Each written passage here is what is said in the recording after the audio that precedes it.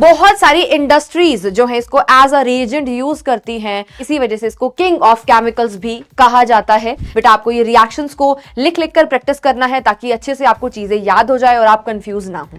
Access of oxygen की presence में जब हम क्या करते हैं बेटा जी, बर्निंग करते हैं, हीट करते हैं, ठीक है, तो उसको क्या बोलते हैं, रोस्टिंग कहते हैं। कि अगर मैं कॉन्सेंट्रेटेड एसिड की बात करती हूँ, कॉन्सेंट्रेटेड H2SO4 की बातें करती हूँ, तो वो जो होगा बढ़िया एसिड नहीं होगा, यानी कि वो कंडक्टर नहीं होगा। तो जब भी बेटा जी हम मेटल सल्फाइड्स लेते हैं तो हमें रिएक्शन के अंदर जो प्रोडक्ट के अंदर जो गैस मिलती है वो H2S मिलती है। इसके बारे में पता होना चाहिए कि ब्लैक स्पॉन्जी मास कैसे बनता है और यहाँ पर H2SO4 का क्या फंक्शन है, किसकी तरह ये यहाँ पर एक्ट कर रहा है। ठीक है, हाय एवरीवन, क्या हाल चाल। Welcome back to this amazing platform of Physics Wallah. मेरा नाम है भारती मखीजा और आज हम करने वाले हैं स्टडी ऑफ कंपाउंड्स के अंदर हमारा नेक्स्ट कंपाउंड जिसका नाम है सल्फ्यूरिक एसिड। एंड इसी के साथ हम सारे के सारे चैप्टर, सारे के सारे हमारे इंपॉर्टेंट कंपाउंड्स जो स्टडी ऑफ कंपाउंड्स के अंडर हम कवर करते हैं उनको कंप्लीट कर लेंगे। एंड इसके बाद हमारा जो एक चैप्टर रहेगा वो आपका बचेगा बेटा ऑर्गेनिक केमिस्ट्री। ठीक है, आई होप आप सभी को मजा आ रहा है इस सीरीज के अंदर। और आज के इस सेशन के अंदर हम सारी important discussion about sulphuric acid करने वाले हैं। सो क्या होगा हमारा आज का एजेंडा बेटा, वन शॉट के अंदर सारे के सारे टॉपिक्स को हम आज की क्लास के अंदर कवर करने वाले हैं। जितनी भी प्रिपरेशन है वन शॉट में हम कवर करेंगे, चाहे वो हमारी लेबोरेटरी प्रिपरेशन हो, ठीक है, और साथ ही साथ इसके टेस्ट, यूजेस, इसकी फिजिकल एंड केमिकल प्रॉपर्टीज, सारी चीजें हम कवर करने वाले हैं इन वन शॉट, राइट। अब बेटा जी सल्फ्यूरिक एसिड का बिल्कुल बेसिक वाला चीज अगर मैं आपको बताऊं, जो 2-3 पॉइंटर्स आपको पता होने चाहिए सल्फ्यूरिक एसिड के बारे में। सल्फ्यूरिक एसिड का केमिकल फॉर्मूला, भाई ऐसा कोई भी बच्चा नहीं होगा जिसको ना पता हो कि व्हाट इज सल्फ्यूरिक एसिड। ठीक है, तो सल्फ्यूरिक एसिड का केमिकल फॉर्मूला हमारे पास होता है बेटा जी H2SO4। H2SO4 हमारे पास क्या होता है बेटा जी, इसका केमिकल फॉर्मूला होता है। एंड H2SO4 को हम किंग ऑफ केमिकल्स कहते हैं। क्या बोलते हैं? H2SO4 is known as king of chemicals. क्या बोलते हैं बेटा जी इसको? किंग ऑफ केमिकल्स कहा जाता है। केमिकल्स कहा जाता है। ऐसा क्यों होता है बेटा, इसको किंग ऑफ केमिकल्स क्यों कहा जाता है? क्योंकि ये बहुत सारी इंडस्ट्रीज जो है इसको एज अ रिएजेंट यूज करती हैं। अपनी मैन्युफैक्चरिंग इंडस्ट्रीज होते हैं, बहुत सारे केमिकल्स को बनाने के लिए हम H2SO4 को यूज करते हैं। तो अगर हम देखेंगे सबसे ज्यादा यूज किया जाने वाला जो कंपाउंड है, जो रिएजेंट है, ठीक है, वो कौन है बेटा जी? H2SO4 है। इसी वजह से इसको किंग ऑफ केमिकल्स भी कहा जाता है। ठीक है, पहली बार जब इसको बेटा जी एक्सट्रैक्ट किया गया था तो इसको हमने ग्रीन विट्रोल से एक्सट्रैक्ट करा था। ग्रीन विट्रोल क्या होता है हमारा? FeSO4.7H2O क्या होता है? ग्रीन विट्रोल होता है, यहां से एक्सट्रैक्ट करा था। ठीक है, और ये एक ऑयली विस्कस सब्सटेंस की तरह निकाला गया था। इसी वजह से हम H2SO4 को क्या बोलते हैं बेटा जी? हम इसको बोलते हैं ऑयल ऑफ विट्रोल। क्या बोलते हैं? ऑयल ऑफ विट्रोल भी कहते हैं। ये बिल्कुल बेसिक वाली नॉलेज है, इसका आपको आइडिया होना चाहिए। सबसे इंपॉर्टेंट चीज है किंग ऑफ केमिकल्स। इसके ऊपर कई बार क्वेश्चन पूछ लेते हैं कि बताइए किंग ऑफ केमिकल किसको कहा जाता है। ठीक है, तो ये प्रीवियस ईयर में एक आध बार बेटा जी पूछा गया है, तो आपको ये वाला पॉइंट इसके बारे में पता होना चाहिए। चलिए नाउ अब मैं अगर इसके अकरेंस की बात करती हूं बेटा, आपको ये फ्री स्टेट के अंदर भी मिलेगा और साथ ही साथ आपको कंबाइंड स्टेट्स के अंदर भी मिलेगा। सल्फेट्स के फॉर्म में ये आपको देखने को मिलता है। ठीक है, एंड अब फर्दर बिना किसी देरी के हम जंप करेंगे इसकी प्रिपरेशन के ऊपर। ठीक है, किस तरीके से हम इसको प्रिपेयर कर सकते हैं, preparation of sulphuric acid. Simple सी बात है, यहां पर हम सबसे पहले प्रिपरेशन देखेंगे by oxidation of aqueous solution of sulphur dioxide.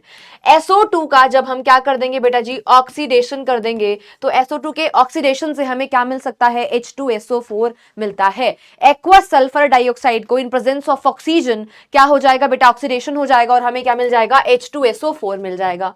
Again यहां पर हम क्लोरीन को भी एज ऑक्सीडाइजिंग एजेंट यूज कर सकते हैं, ब्रोमीन को भी यूज कर सकते हैं। तो यहां पर अगर मैं सल्फर को फिर से मैंने एक्वस फॉर्म में लिया है, यानी कि SO2 प्लस में वाटर प्लस में क्लोरीन को अगर मैं लेती हूं, तो मुझे यहां पर H2SO4 के साथ एक और प्रोडक्ट मिलेगा जो कि क्या होगा बेटा जी? HCl होगा, ठीक है, HCl होगा। अब इस पर्टिकुलर रिएक्शन के अंदर आप सभी को पता है जो आपका क्लोरीन होता है उसका जो कलर होता है, क्लोरीन गैस का कलर कैसा होता है, ग्रीनिश येलो कलर होता है। आफ्टर रिएक्शन जब प्रोडक्ट का फॉर्मेशन हो जाएगा, H2SO4 बन जाएगा, उस केस में इसका जो कलर है वो क्या हो जाएगा, फेड आउट हो जाएगा। ये बात भी आपको पता होनी चाहिए। नाउ अब हम आगे मूव करते हैं और नेक्स्ट इस केस में हमने ब्रोमीन को यूज किया है, ठीक है, for the preparation of H2SO4 and इस पर्टिकुलर केस के अंदर SO2 को हमने वाटर के साथ रिएक्शन करवाया एंड देन यहां पर हमने ब्रोमीन लिया है। ब्रोमीन का कलर कैसा होता है, रेडिश ब्राउन कलर होता है। आफ्टर रिएक्शन जब हमें प्रोडक्ट मिल जाएगा H2SO4, क्योंकि यहां पर हमने यहां पर ब्रोमीन लिया है तो HBr का यहां पर फॉर्मेशन होगा। ऊपर हमने क्लोरीन गैस ली थी तो यहां पर HCl का फॉर्मेशन हो रहा था, यहां पर HBr का फॉर्मेशन होगा एंड इस केस में रेडिश ब्राउन कलर जो है बेटा ब्रोमीन का वो फेड आउट हो जाएगा। आई होप आप सभी को ये तीनों रिएक्शन समझ में आ गई हैं। नेक्स्ट हमारे पास है बेटा sulphur with concentrated nitric acid. इस केस में हम क्या कर रहे हैं, सल्फर को नाइट्रिक एसिड के साथ रिएक्शन करवा रहे हैं। Nitric acid is also very good oxidizing agent. इसके ऊपर हमने डिस्कशन किया था हमारे लास्ट वाले लेक्चर के अंदर। मैंने आपको बताया था कि हमारा जो HNO3 होता है वो क्या होता है, बहुत ही अच्छा एक गुड ऑक्सीडाइजिंग एजेंट होता है। तो ये वाला पॉइंट भी आपको पता होना चाहिए कि ये क्या होता है, बहुत ही अच्छा ऑक्सीडाइजिंग एजेंट होता है। तो यहाँ पर इसको यूज करेंगे, H2SO4 मिलेगा, साथ में हमें NO2 गैस रिलीज होने वाली है और साथ में वाटर भी रिलीज हो जाएगा। बेटा आपको ये रिएक्शंस को लिख लिख कर प्रैक्टिस करना है ताकि अच्छे से आपको चीजें याद हो जाए और आप कंफ्यूज ना हो। आई होप आपको इतने सारे के सारे पॉइंट्स क्लियर हैं। नाउ वी विल मूव आगे एंड यहां पर हमें मैन्युफैक्चर ऑफ सल्फर डाइऑक्साइड की बातें करनी है, production of sulphur dioxide. Simple सी बात है, हम सल्फर डाइऑक्साइड क्यों प्रोड्यूस कर रहे हैं। अभी हमने जर्नल मेथड ऑफ प्रिपरेशन के अंदर देखा कि अगर मेरे पास SO2 होती है तो SO2 का ऑक्सीडेशन करवा के मैं फर्दर H2SO4 का फॉर्मेशन कर सकती हूं। यहां पर हम बातें करने वाले हमारी मेन मैन्युफैक्चर प्रोसेस यानी कि कॉन्टैक्ट प्रोसेस के बारे में। ये काफी ज्यादा इंपॉर्टेंट है। कॉन्टैक्ट प्रोसेस के अंदर कुछ हम 3-4 स्टेप्स के अंदर रिएक्शन को देखने वाले हैं। सबसे पहला स्टेप हमारे पास रहेगा जिस स्टेप के अंदर हम क्या करेंगे बेटा, सल्फर डाइऑक्साइड का फॉर्मेशन करेंगे। सल्फर डाइऑक्साइड का फॉर्मेशन कहां से करेंगे, हम लेने वाले हैं बेटा आपका आयरन पायराइट, ठीक है, FeS2 हम यहां पर लेंगे एंड ये जो FeS2 है आयरन पायराइट है, इसका जब ऑक्सीडेशन करेंगे, हम ऑक्सीडेशन कैसे कर रहे हैं इसको हम बोलेंगे बेटा जी रोस्टिंग। मेटलर्जी के अंदर हम पढ़ के आ चुके हैं, एक्सेस ऑफ ऑक्सीजन की प्रेजेंस में जब हम क्या करते हैं बेटा जी, बर्निंग करते हैं, हीट करते हैं, ठीक है, तो उसको क्या बोलते हैं, रोस्टिंग कहते हैं। इसी वजह से यहां पर लिखा हुआ है sulphur dioxide is produced by roasting metallic sulphides. यहां पर हमने आयरन का सल्फाइड लिया है, आयरन पायराइट लिया है, जिसका हमने रोस्टिंग किया। आफ्टर रोस्टिंग मुझे क्या मिल जाएगा, मेटल का ऑक्साइड मिल जाएगा यानी कि Fe2O3 और साथ में क्योंकि ये सल्फाइड था तो यहां पर रिलीज होती हुई क्या दिखाई देगी, हमें SO2 रिलीज होगा।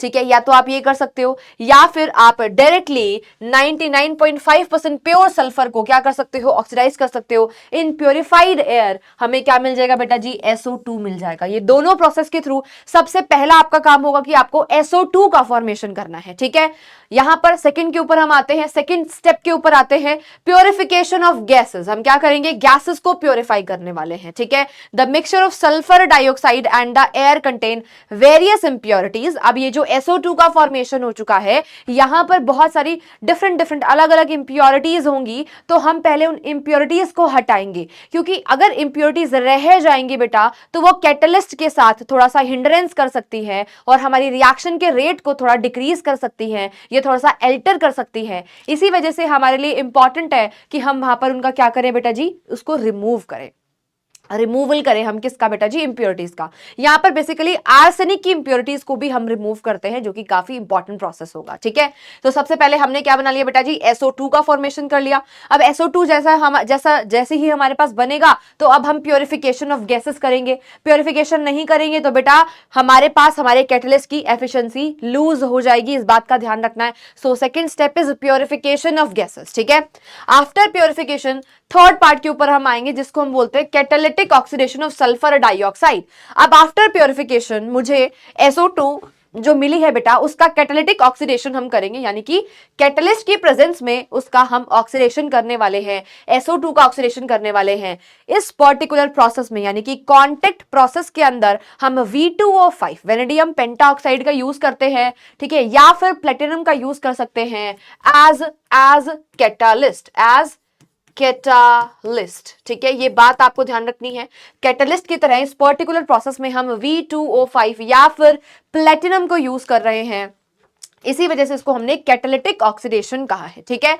अब यहां पर SO2 प्लस में ऑक्सीजन, यानी कि जब ऑक्सीडेशन होगा तो हमें SO3 मिलेगी। ये पर्टिकुलर प्रोसेस बेटा जी आपकी एक्सोथर्मिक प्रोसेस होती है। कैसी होती है बेटा जी?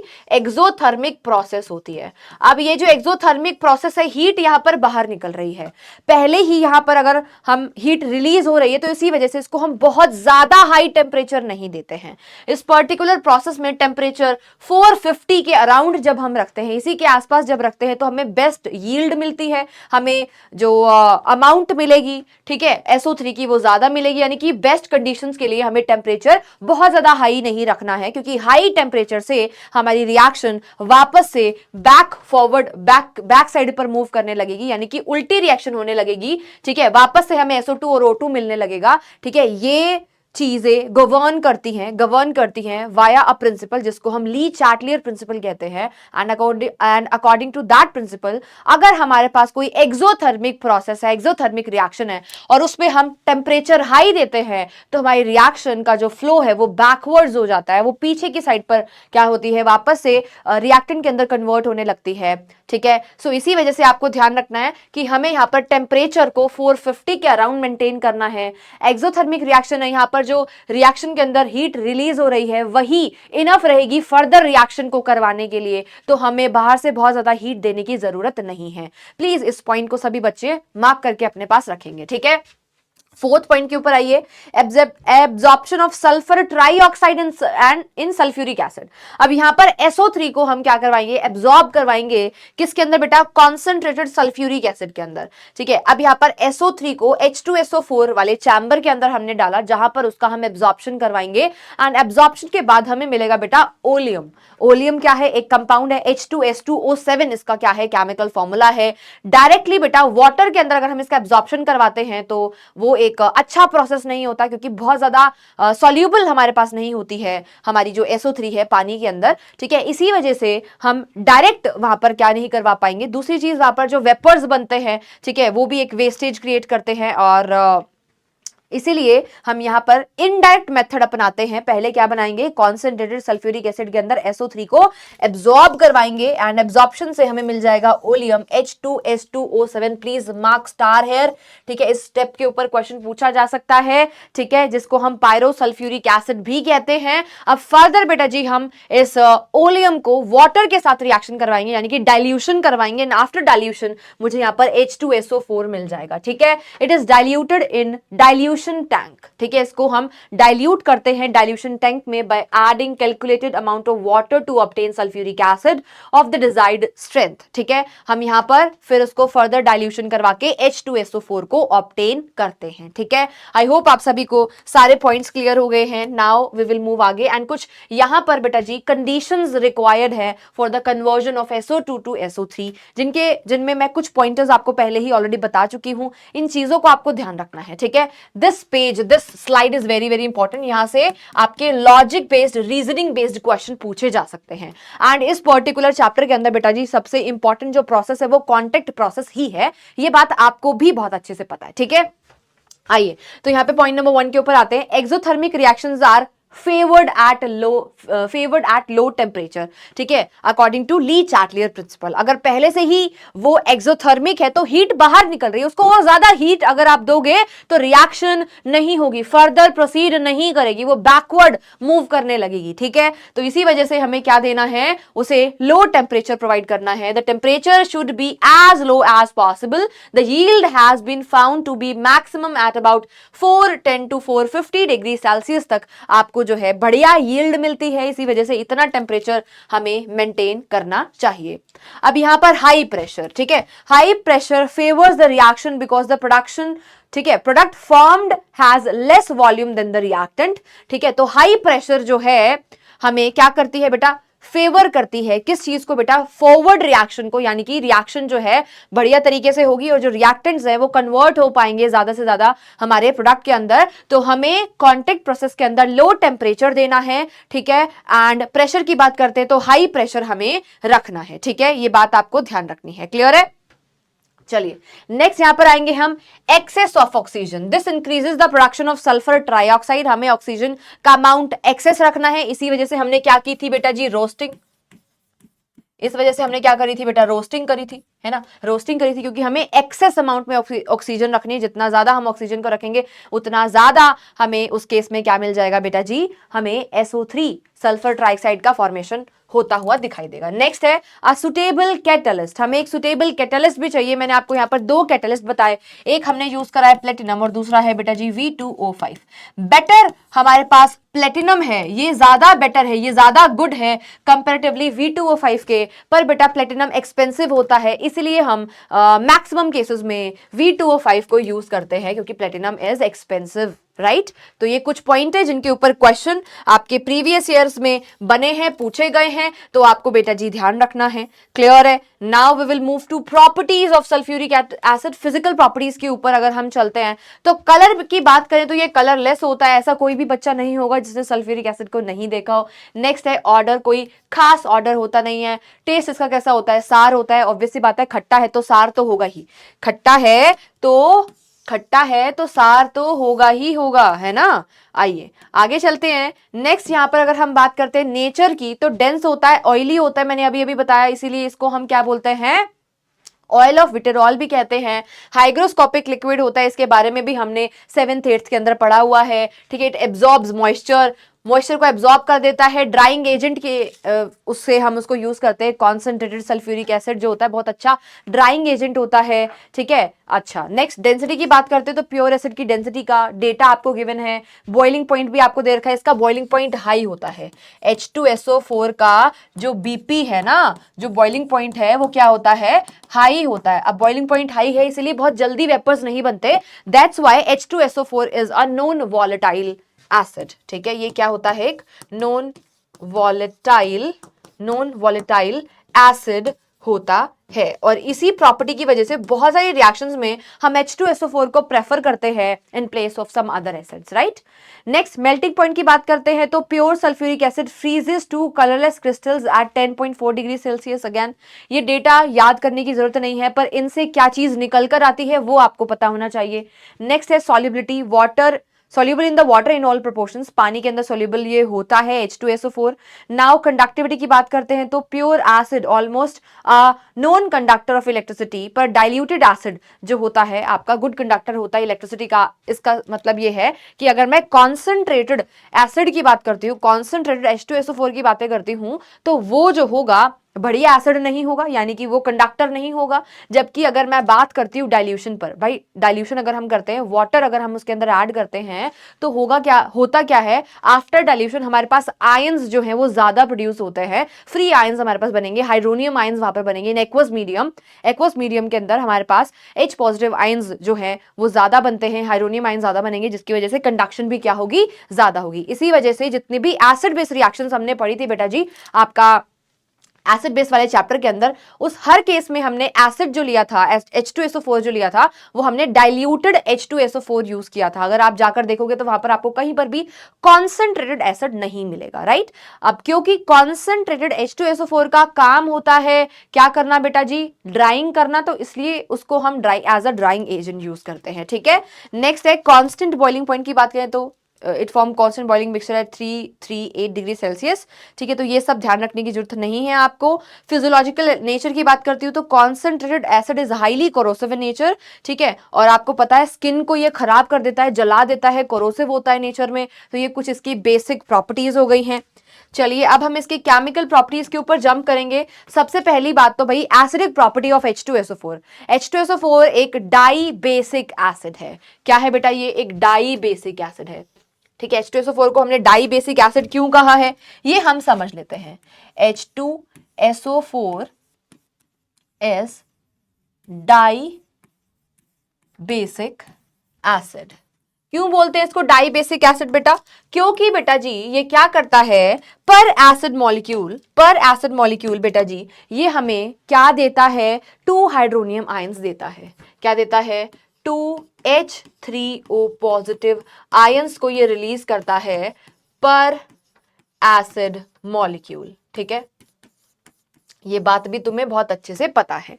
अब यहाँ पर अगर मैं H2SO4 लूं और H2SO4 को के अगर मैं आयंस बनाती हूं तो आपको पता है H positive and H positive and HSO4 negative का यहाँ पर फॉर्मेशन होगा। एक H पॉजिटिव आयन रिलीज हो गया, ठीक है।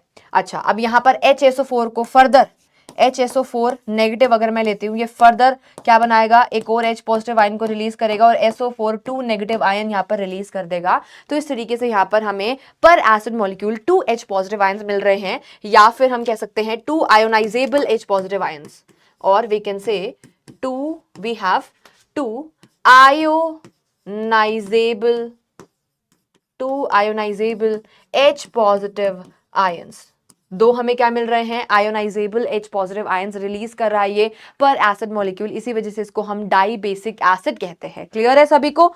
ठीक है, चलिए अब आगे चलेंगे।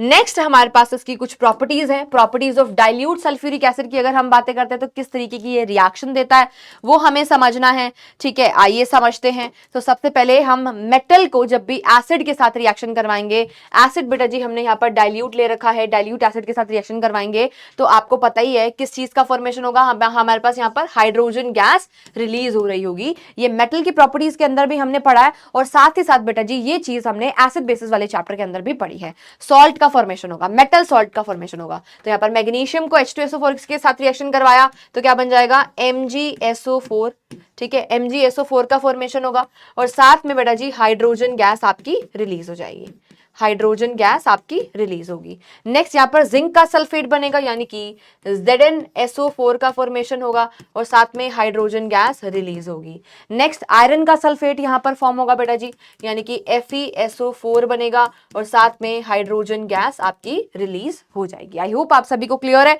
ठीक है। अच्छा, एक पॉइंटर पीछे हमने छोड़ दिया बेटा, इसके बारे में ये आपको पता होना चाहिए। जो हमारा H2SO4 है ये दोनों टाइप के सॉल्ट का फॉर्मेशन करता है, दोनों टाइप के सॉल्ट बनाता है ये। It can form 2 type of salt, acidic salt भी बनाता है और नॉर्मल सॉल्ट का भी फॉर्मेशन ये करता है। H2SO4 जो होता है it can form 2 type of salt. कौन कौन से टाइप के सॉल्ट्स बना सकता है, ये एसिडिक सॉल्ट भी बना सकता है, ये एसिडिक सॉल्ट भी बना सकता है और साथ ही साथ एसिडिक सॉल्ट भी बना सकता है, और साथ ही साथ बेटा जी ये आपके न्यूट्रल या फिर हम कह सकते हैं नॉर्मल सॉल्ट का भी फॉर्मेशन करता है। कैसे, देखिए यहां पर अगर मैं टेम्परेचर बिलो 200 डिग्री सेल्सियस लेती हूं, इसको सोडियम क्लोराइड के साथ रिएक्शन करवाऊं H2SO4 के साथ, तो मुझे यहां पर NaHSO4 मिलेगा और साथ में HCl है ना, HCl यहां से रिलीज होगा और क्या बन जाएगा NaHSO4, जब मैं बिलो 200 डिग्री सेल्सियस टेम्परेचर लेती हूं। और यहां पर आपको पता है एक ionizable H positive ion present है, ठीक है, एक H पॉजिटिव आयन यहां पर प्रेजेंट है, इसी वजह से इसको हमने एसिडिक सॉल्ट बोला, यानी कि कंप्लीटली हाइड्रोजन जो है हमारे रिप्लेस नहीं हुए हैं। ये चीज मैंने आपको एसिड बेसिस के अंदर पढ़ाई थी, ठीक है। तो इसको हम इसी वजह से एसिडिक सॉल्ट कहेंगे। और यहां पर NaCl को H2SO4 अबव 200 डिग्री सेल्सियस जब हमने रिएक्शन करवाया तो मुझे नॉर्मल सॉल्ट मिलता है Na2SO4 सोडियम सल्फेट और साथ में HCl यहां पर हमारे पास रिलीज हो जाएगा। आई होप आप सभी को क्लियर हो गया ये वाला पॉइंट, ठीक है। तो ध्यान रखना यहां पर क्लियर। और ये दोनों की दोनों रिएक्शन हम HCl वाले चैप्टर में पहले ही कवर कर चुके हैं, ठीक है। Below and above 200 degree Celsius temperature का आपको यहां पर बेटा ध्यान रखना है, ठीक है। चलिए आगे चलेंगे नेक्स्ट रिएक्शन के ऊपर। यहां पर देखिए जब हम बेस को एसिड के साथ रिएक्शन करवाएंगे, हमने यहां पर H2SO4 डाइल्यूटेड फॉर्म में लिया है, रिएक्शन करवाएंगे तो किस चीज का यहां पर फॉर्मेशन होगा ये हमें देखना है। ये जो हमारे कॉपर के ऑक्साइड है या फिर आयरन का ऑक्साइड है, ये हमारे क्या है बेटा जी, मेटल ऑक्साइड है। ये क्या है, हमारे मेटल ऑक्साइड है। और जो मेटल ऑक्साइड्स होते हैं वो बेसिक के नेचर होते हैं, है ना, आप सभी को पता है। ये जो हमारे मेटल ऑक्साइड होते हैं ये कैसे होते हैं, बेसिक इन नेचर होते हैं, बेसिक इन नेचर होते हैं। और बेटा अगर आप बेस को एसिड के साथ रिएक्शन करवाते हो तो आपको सॉल्ट एंड वाटर यहां पर मिलेंगे, ठीक है। तो कॉपर का सल्फेट मिलेगा यानी कि CuSO4 यहां पर आपको मिलेगा और साथ में वाटर भी यहां पर रिलीज होगा, H2O भी यहां पर फॉर्म होगा। आयरन का ऑक्साइड है यानी कि यहां पर मुझे जो सॉल्ट मिलेगा आयरन का मिलेगा FeSO4 और साथ में यहां पर वाटर भी रिलीज होता हुआ आपको दिखाई देगा। आई होप आप सभी को सारे ये दोनों पॉइंटर्स, ये दोनों रिएक्शन समझ में आ गई हैं। काइंड ऑफ न्यूट्रलाइजेशन यहाँ पर हम रिएक्शन देखने को हमें मिलती है। इट न्यूट्रलाइजेस बेस, ये बेस को न्यूट्रलाइज कर देगा कौन? Dilute sulphuric acid. Very easy, ये सारी रिएक्शंस एसिड बेस में कर चुके हैं बेटा। अगर मैं सिंपल से तुम्हें बात बताऊं, तुमने अगर एसिड बेस में अच्छे से पढ़ाई करी है, सारी रिएक्शंस करी है ना, तुम्हें स्टडी ऑफ कंपाउंड इजी लगेगा। ठीक है, इजी लगेगा क्योंकि वो सारी रिएक्शंस हम पहले कवर कर चुके हैं। ठीक है, आइए अगले के ऊपर चलते हैं, अगली रिएक्शन के ऊपर चलते हैं। यहां पर हम कार्बोनेट्स और बाइकार्बोनेट्स को रिएक्शन करवाने वाले हैं हमारे डाइल्यूट सल्फ्यूरिक एसिड के साथ, डाइल्यूट सल्फ्यूरिक एसिड के साथ। तो बेटा मैंने आपको एसिड बेस में बताया था, जब भी हमें कार्बोनेट और बाइकार्बोनेट दिखेंगे रिएक्टेंट में, वहां पर हमें प्रोडक्ट साइड में CO2 गैस का प्रोडक्शन जरूर करना है, फॉर्म जरूर करना है। तो यहाँ पर सोडियम का कार्बोनेट है, यहाँ पर H2SO4 है, सॉल्ट यहाँ पे क्या बनेगा? सोडियम का सल्फेट बनेगा, यानी कि यहाँ पर हमारे पास Na2SO4 का हम फॉर्मेशन करेंगे, वाटर यहाँ से रिलीज होगा और साथ में आपकी CO2 गैस भी रिलीज हो जाएगी। ठीक है, यहाँ पर कॉपर कार्बोनेट है और साथ में H2SO4 है, तो कॉपर का सल्फेट यानी कि CuSO4 हमें मिलेगा और साथ में बेटा वाटर एंड CO2 गैस भी आपकी रिलीज हो जाएगी, क्योंकि कार्बोनेट है अगर रिएक्टेंट साइड पर तो प्रोडक्ट में हमें CO2 गैस मिलना पक्का होता है। ठीक है, आई होप आप सभी को क्लियर है।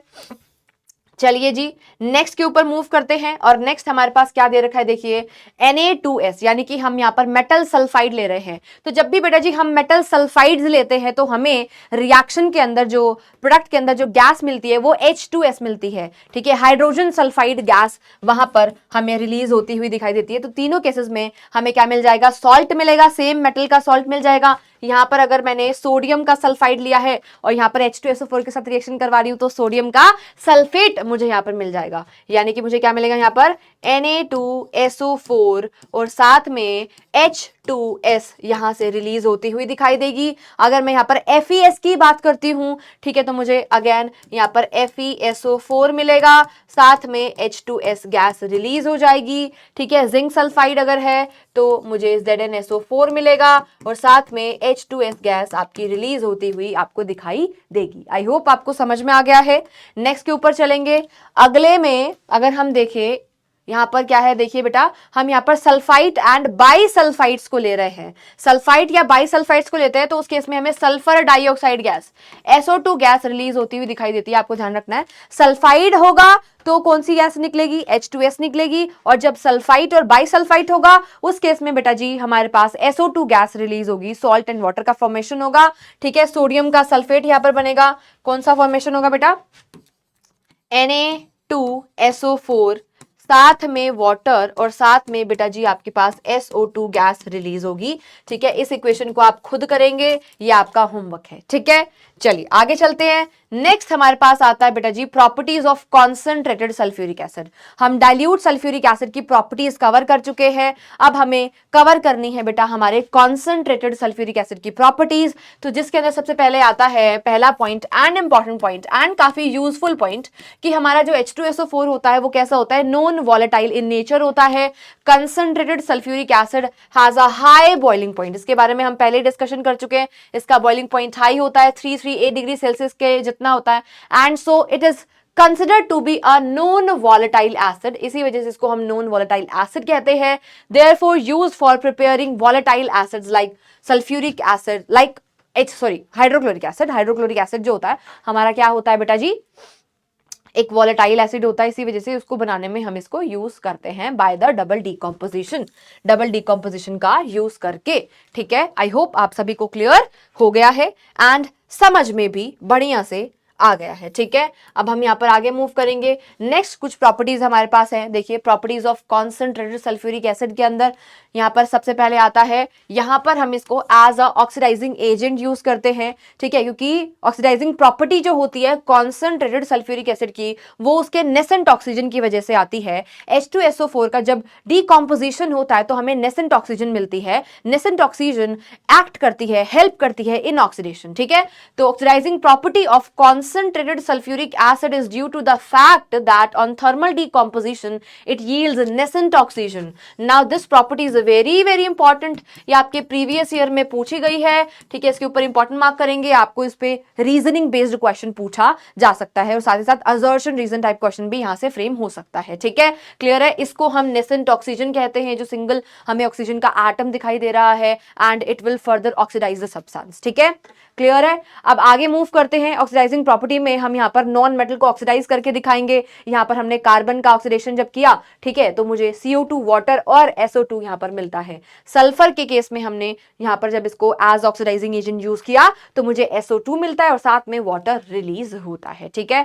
मेटल्स की अगर हम बात करते हैं, मेटल्स को जब मैंने H2SO4 के साथ रिएक्शन करवाया तो मुझे क्या मिलेगा बेटा जी, कॉपर का सल्फेट मिल जाएगा, सॉल्ट मिलेगा, साथ में वाटर मिलेगा और साथ में बेटा जी मुझे sulphur dioxide SO2 gas release होती हुई दिखाई देगी। आपको ये ध्यान रखना है, ये फिक्स्ड है, ये पक्की बात है कि SO2 तो रिलीज होगी होगी जब भी आप मेटल को एसिड H2SO4 के साथ रिएक्शन करवा रहे हो उस केस में, ठीक है। आई होप आप सभी को क्लियर है। यहाँ पर हम एसिड कॉन्सेंट्रेटेड एसिड ले रहे हैं बेटा, ध्यान रखना। अगर मैं डाइल्यूटेड एसिड लेती हूं तो अलग रिएक्शन थी, है ना। मेटल्स को जब हमने रिएक्शन करवाया था उस केस में अगर मैं एसिड डाइल्यूटेड लेती थी तो अलग यहाँ पर रिएक्शन होती है। एक्टिव मेटल्स जब भी डाइल्यूट H2SO4 के साथ रिएक्शन करती हैं तो सॉल्ट प्लस में हाइड्रोजन गैस को रिलीज करती है, बट इस केस में उल्टा हो रहा है। यहाँ पर सॉल्ट वाटर और साथ में SO2 निकल रहा है, कब, जब मैंने एसिड को कॉन्सेंट्रेटेड फॉर्म में लिया है। आई होप आप सभी को क्लियर हो गया है, ठीक है। चलिए आगे मूव करेंगे। नेक्स्ट हमारे पास है बहुत ही अच्छा डिहाइड्रेटिंग एजेंट होता है, एज अ ड्राइंग एजेंट हम इसको यूज करते हैं। किसको मैम, H2SO4 को। ये बेटा जी वाटर ऑफ क्रिस्टलाइजेशन को भी बाहर निकाल देता है, वाटर ऑफ हाइड्रेशन को भी बाहर निकाल देता है। तो यहां पर हम देखेंगे H2SO4 as a dehydrating agent. H2SO4 has a great affinity for the water. Water के साथ इसको बहुत ज्यादा प्रेम है, प्यार है, ठीक है। It readily removes chemically combined water molecules, ठीक है। chemically combined water molecules को भी ये बाहर निकाल देता है एंड डिहाइड्रेटिंग एजेंट की तरह ये एक्ट करता है। क्या सभी को क्लियर है, डिहाइड्रेटिंग एजेंट की तरह ये एक्ट करता है। Concentrated sulfuric acid removes water of crystallization from the salt, ठीक है। सॉल्ट में से क्या करता है बेटा जी, ये वाटर ऑफ क्रिस्टलाइजेशन को भी बाहर निकाल देता है, ठीक है, सॉल्ट्स में से, ठीक है। जैसे फॉर एग्जांपल यहाँ पे हमने क्या ले लिया बेटा जी, कॉपर सल्फेट, ठीक है, कॉपर सल्फेट पेंटाहाइड्रेट ले लिया, CuSO4.5H2O ले लिया है।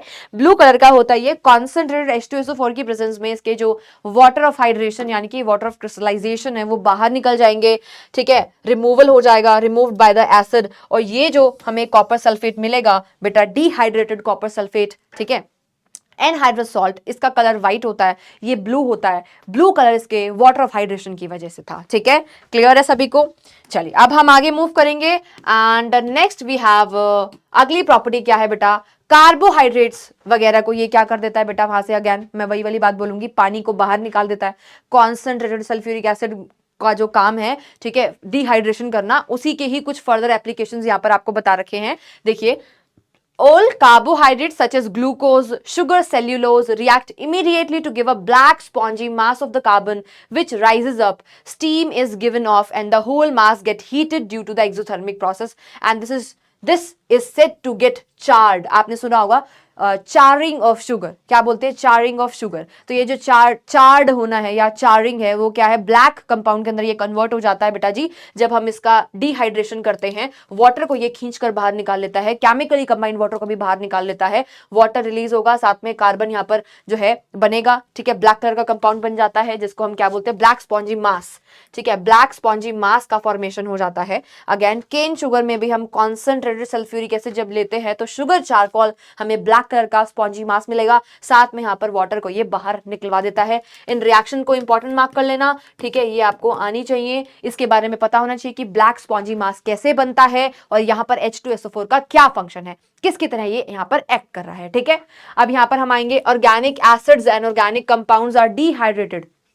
जितने भी हमारे ऑर्गेनिक एसिड्स होते हैं उनका हम डिहाइड्रेशन कर सकते हैं by using concentrated sulphuric acid. यहाँ पर हमने फॉर्मिक एसिड लिया है, इसका डिहाइड्रेशन करेंगे हमें कार्बन मोनोक्साइड एंड वाटर यहाँ से रिलीज हो जाएगी। ऑक्सैलिक एसिड अगर हमने लेते हैं यहाँ पर तो मुझे carbon monoxide, carbon dioxide and H2 यहाँ पर रिलीज होगी। और इथाइल अल्कोहल अगर लेते हैं, ठीक है, हमने क्या ले लिया, हमारा इथेनॉल यहाँ पर ले लिया है, कॉन्सेंट्रेटेड सल्फ्यूरिक एसिड प्लस में 170 डिग्री सेल्सियस तक जब हम इसको हीट करते हैं तो मुझे इथाइलिन और साथ में वाटर रिलीज होगा। सिंपल सी बात है, वाटर आपका यहां पर क्या हो रहा है, निकल रहा है, बाहर निकल रहा है, डिहाइड्रेशन हो रहा है, वाटर को हम रिलीज करवा रहे हैं बाय यूजिंग आवर बेस्ट क्या यूज कर रहे हैं भाई, हम डिहाइड्रेटिंग एजेंट कह सकते हैं या फिर ड्राइंग एजेंट कह सकते हैं। ठीक है, आई होप आप सभी को क्लियर है।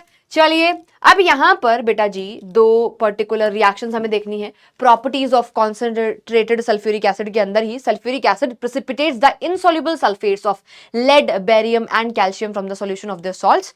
तो यहां पर आप देख सकते हो एसिड का फॉर्मेशन होगा। एसिड कौन सा बनेगा, यहां से हाइड्रोजन और यहां से NO3 यानी कि HNO3 का यहां पर फॉर्मेशन होगा।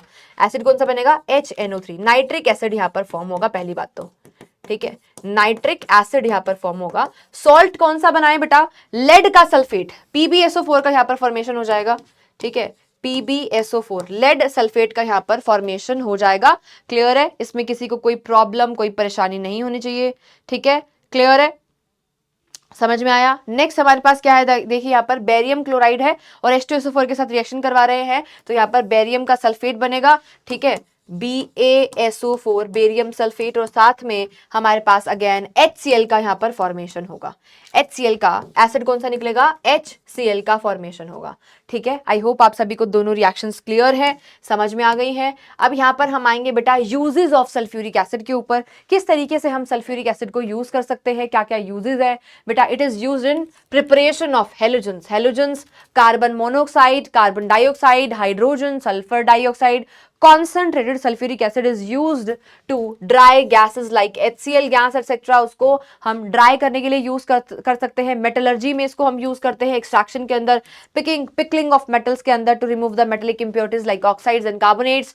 ठीक है, तो यहाँ पर हम इसको कहाँ पर यूज कर रहे हैं बेटा जी, लैब में यूज करते हैं, बहुत ही अच्छा रिएजेंट होता है in the preparation of other compounds. ठीक है, वहां पर यूज किया जाता है। ऑयल रिफाइनरी में इसको यूज किया जाता है। ठीक है, तो ये कुछ इसके इंपॉर्टेंट यूजेस हैं जो आपको पता होने चाहिए। इसके अलावा बेटा जी फर्टिलाइजर की तरह इसको यूज किया जाता है, एक्सप्लोसिव बनाने के लिए, डाई ड्रग्स बनाने के लिए, एसिड्स वगैरह, अलग अलग एसिड्स को फॉर्म करने के लिए, जैसे कि नाइट्रिक एसिड अगर हमें बनाना है, HCl हम यहाँ पर बना सकते हैं। ठीक है, क्या बना सकते हैं, HCl यहाँ पर हम बना सकते हैं। तो साथ ही साथ फॉस्फोरिक एसिड वगैरह बनाने के लिए हम इसको यूज कर सकते हैं। अच्छा, सोडियम सल्फेट का फॉर्मेशन यहाँ पर हम कर सकते हैं, फेरस सल्फेट का फॉर्मेशन कर सकते हैं बाय यूजिंग H2SO4।